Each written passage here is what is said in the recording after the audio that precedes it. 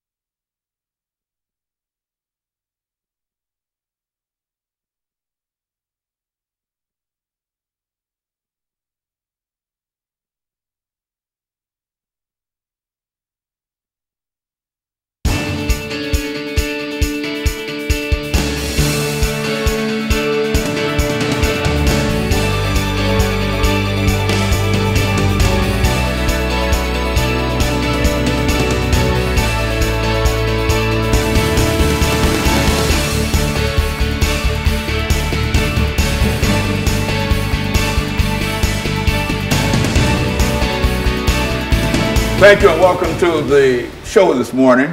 The topic this morning is child support in the state of Tennessee. And we're fortunate to have to talk about child support in the state of Tennessee, Mr. James Watkins and Mr. PHawkins, both individuals who have quite a bit of information in reference to child support in the state of Tennessee. And of course, Mr. Watkins, let's have you and Mr. Hawkins to give us some information in reference to your background, your education, and some of your experiences. And then after this first segment is over, then we'll be able to get into the second segment dealing with child support in Tennessee. First, let's give you about 2.5 or 3 minutes to talk about your background, your education, and some of your experiences, and after which Mr. Hawkins will do the same. All right. My name is James Watkins. I'm a 44-year-old male.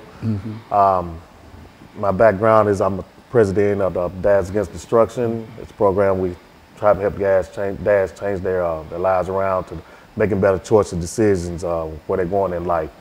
My background in education, I attended White Creek Comprehensive High School. I left school in 1991.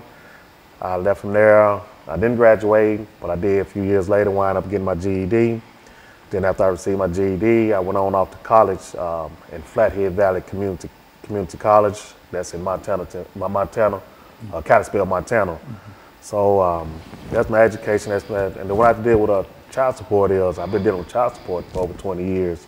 I have 2 adult kids, and the situation with that is the way it's been explained to me is I'll be paying child support, the rest of my life due to the way the state has set things up, to where that you're not just only paying child support, but you also paying interest fees and back this and back that, and to where I'm paying more to the state than I'm paying to the child support right now. And so in a real sense, what you're saying here, Mr. Hawkins, Mr. Watkins, is that the state of Tennessee has some issues dealing with child support that the two of you and Mr. Hawkins will be able to talk about. But first, let's get some information from you, Mr. Hawkins, Phil Hawkins, in reference to your background, education, and what really brought you to us this morning. Okay, good evening. I'd like to thank you for us being here. I'm Phil Hawkins, the CEO of Dads Against Destruction. What brought us here is that it's time for us to stand up, man up, and get this out. A lot of men don't even want to work no more these days. So we out here now trying to advocate for the men, to get the men back in the household and get the system back. Right now, the system trying to raise our kids, and it can't happen like that. And so in a real sense, let's since you've been involved with child support in the state of Tennessee for quite a while, let's give our audience some information in reference to what we mean in reality when we say child support in Tennessee, who has to pay it and how much you have to pay it and how long you have to pay it. Let's do it from that perspective. The way it's set up, from my understanding, it's supposed to be for 18 years until your child turns 18 years old. Then it can go on further because of they're going to college and stuff. I can understand all that, but situations in life happen. Man's job might slow down at different points of the season to where he's not able to make his whole payment, or you might lose a job, or just things happen. But that doesn't stop child support from running. And as it keeps running, if you miss, it's like a credit. If you miss a payment, if you don't pay your whole full balance, they're gonna charge you a late fee. And this is how I feel about it, because I'm paying late fees every day, all day long, because of I'm just might be slow on getting a payment, makes me slow at work and stuff, and I'm not even making a payment. But it's just a system to where it's like, it makes you feel like the state getting more out of it than the child is. Mm-hmm. And so, Mr. Hawkins, what we're saying is that when we talk about child support, we're not just talking about a simple kind of thing of buying diapers and baby food and et cetera for a certain time. But I think as Mr. Watkins has indicated, that he has been involved in it for more than 18, 20 odd years. And so, what we're going to do, Mr. Hawkins, is to take this first commercial break. We've got about a half a minute. Okay. And when we come back, we want you to talk about child support in the state of Tennessee by defining what we mean when we talk about child support and the impact that child support is having upon individuals. When we come back, you give us some statements in reference to your background, your education, and some of your experiences, and then we'll get into that part of it, and that will allow us to first get a definition. Right. Because I think a large number of folks, when they think about child support, generally think in terms of buying baby bottles and et cetera, and et cetera.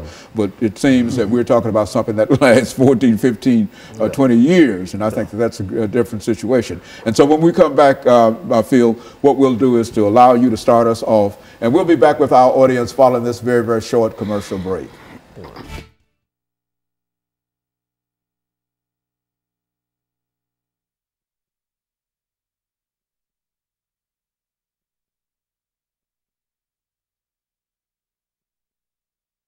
About child support in Tennessee. This is where you start, because you're going to have 4 minutes at least before you turn it over to him. You listen to what he's saying, and anything that you think that you might be able to elaborate upon or whatever, or to expand it or whatever. I'm learning something, because I was of the impression that child support,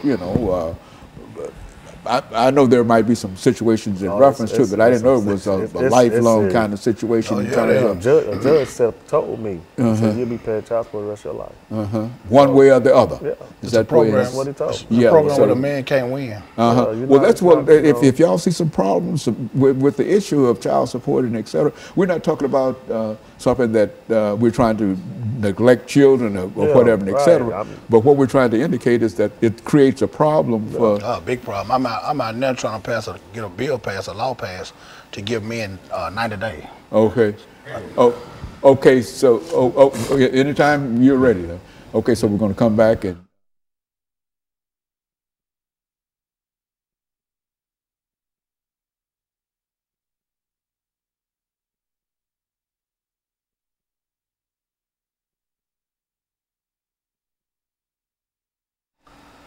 Thank you, and welcome back to the second segment of the show for today. The topic is child support in Tennessee, and we have with us to talk about child support in Tennessee, Mr. James Watkins and Mr. Phil Hawkins. And so, Mr. Hawkins, let's see if we can get some information from you, because we were unable to get it the last time, from you in reference to your background, your education, and some of your experiences that led you to us this morning, and then make some statements in reference to child support in Tennessee, and then we'll move to Mr. Watkins and allow him to sort of finish this segment for the morning. Okay.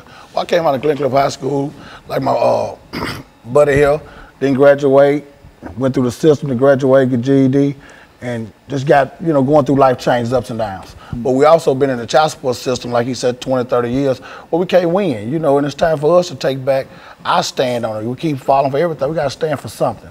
And this child support thing, it got to be, well, the average man these days don't even want to work a job. They taking half his check, the child at home don't get the money, the state taking all their money, and then you left with $100, $200 to feed for 2 or 3 kids. So that's what we man up. We taking back our lives.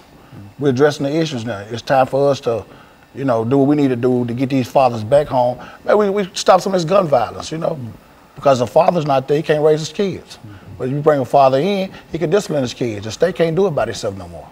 Now, when we talk about child support, and I think a large number of members of our audience might think in terms of supporting that child for a certain amount of years and et cetera. But what's your view in terms of child support, which is to say that you are paying for your child, yes, sir. But at the same time there are some issues that you like to deal with. Yes, sir.